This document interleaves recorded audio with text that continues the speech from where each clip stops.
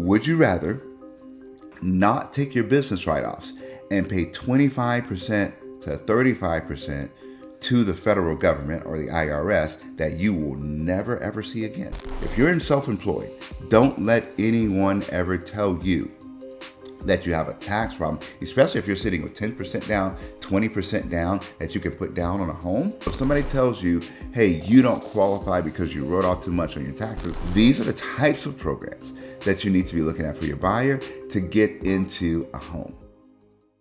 Secrets of homeownership for business owners on this episode of Major Money Matters.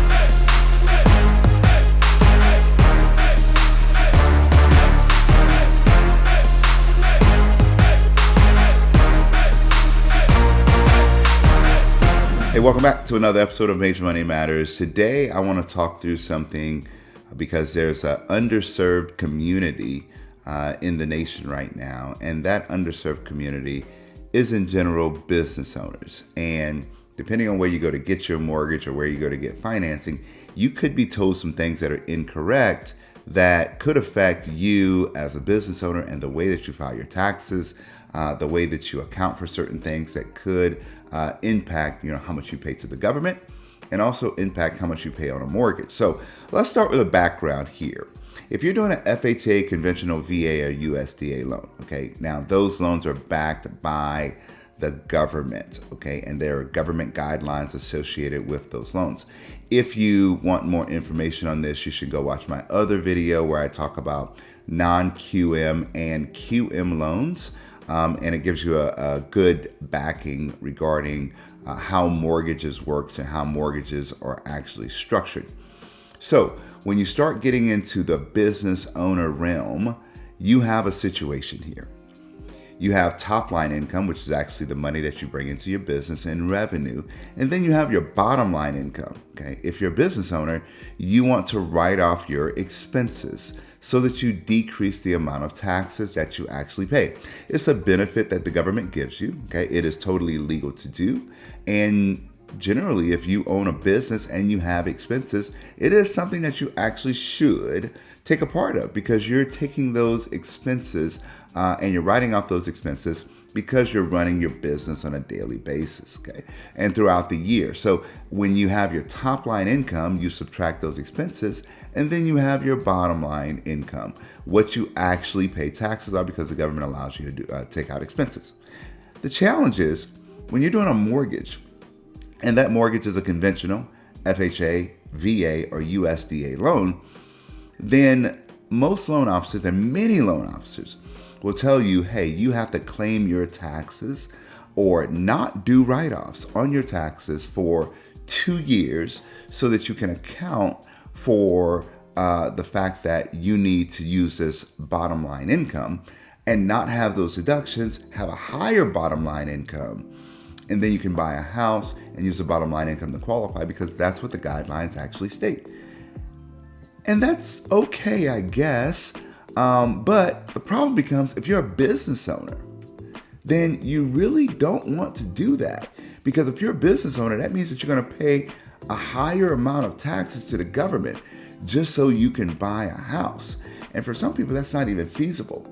So some people have figured out like, hey, there are different ways to do this. And I want to go through some of the programs that we offer and we can do for those of you who are self-employed or business owners. Now, again, we're now talking about non-QM loans. So if somebody tells you, hey, you don't qualify because you wrote off too much on your taxes, or if you're a realtor and you're watching this and somebody tells your client, hey, you don't qualify because your client doesn't qualify because they wrote off too much on your taxes, these are the types of programs that you need to be looking at for your buyer to get into a home. Okay. So the first one I want to cover is the bank statement loan.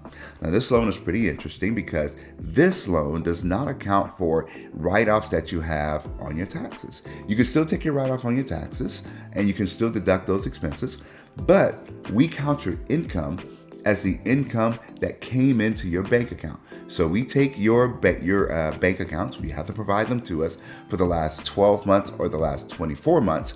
We take that as income and we count that as your income for qualifying income on your loan. We count basically revenue into your business bank account.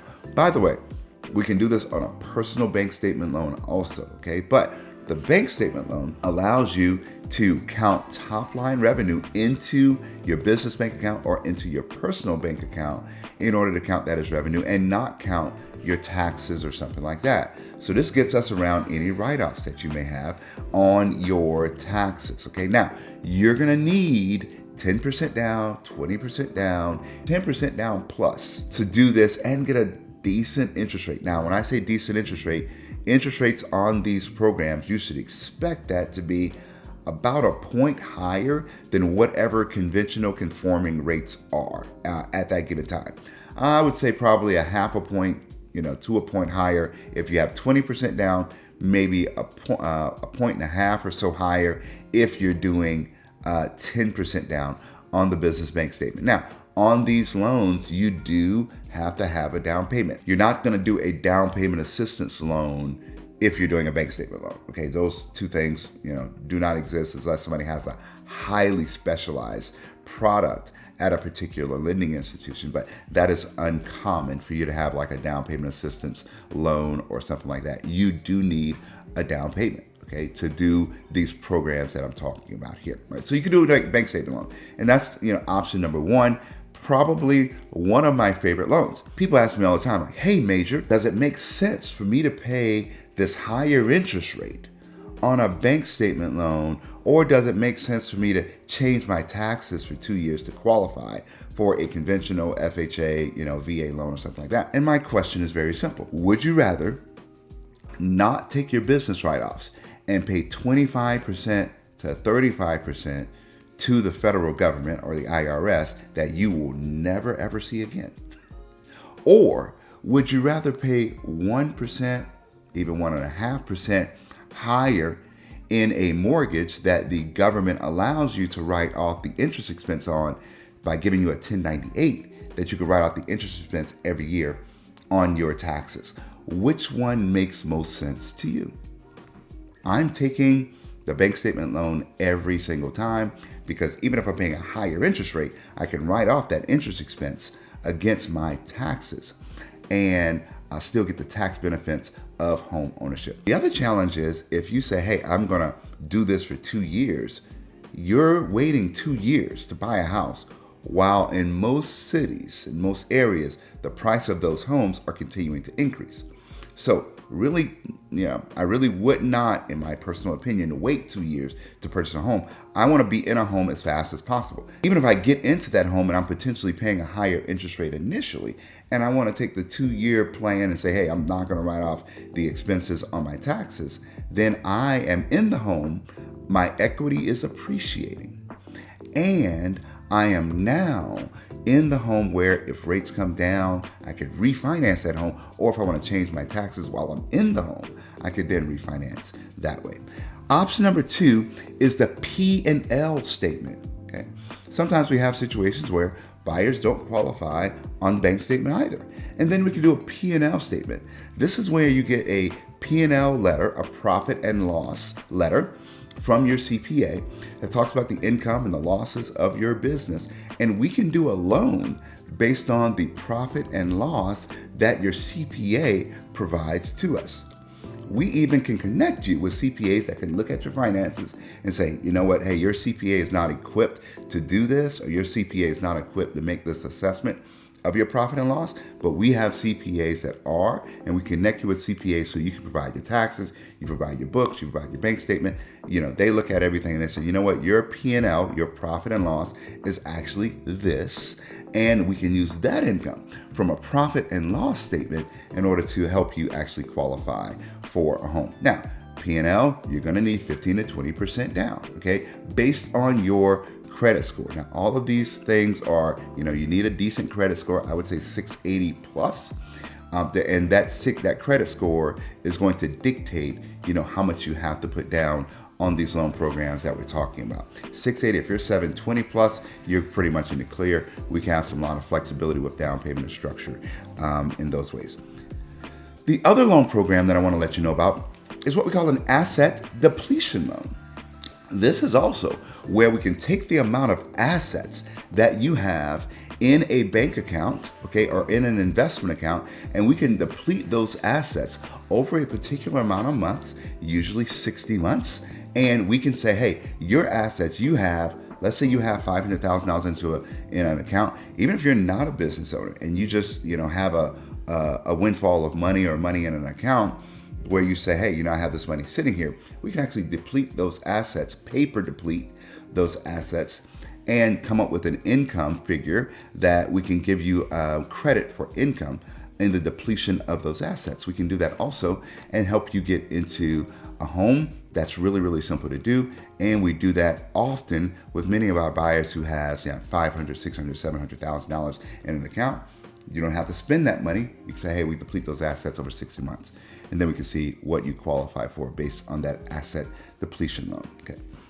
The next one, and the last one I will talk about today, is for those of you who want to get into investments. You can also, by the way, you can buy primary properties, second homes, investment properties on all of those previous programs that I discussed. However, the last one I want to discuss is to make sure you know about the DSCR, the Debt Servicing Coverage Ratio Loan. If you're self-employed, if you want to buy investment properties, this is a great program because it doesn't count your taxes, doesn't count your DTI. In fact, even if you're not self-employed and you're in a situation where you want to buy an investment property, this is a great tool for you to buy an investment property because we don't look at your taxes, we don't look at your DTI. That's income ratio, DTI. All right, so we don't look at that stuff. We say, hey, the investment potential from the home is enough for us to offset the mortgage. So if we do that, then you qualify for your home, and we can do that, and you treat the investment property as a business. So we have a lot of different programs that we can take a look at for your situation. But if you're in self-employed, don't let anyone ever tell you that you have a tax problem, especially if you're sitting with 10% down, 20% down that you can put down on a home. Okay, am I going to change my taxes? Change the way I'm structuring my business, change the way I structure my finances to qualify for a home? I would say no, I wouldn't do that. I would use a non-QM product to help me get into a home. And we've helped many, many people do this. If you have a question about it, reach out to us today. We'd love to have a consultation with you. If you're self-employed or a business owner, we can help you figure this out. Talk to you soon. See you next time on Major Money Matters.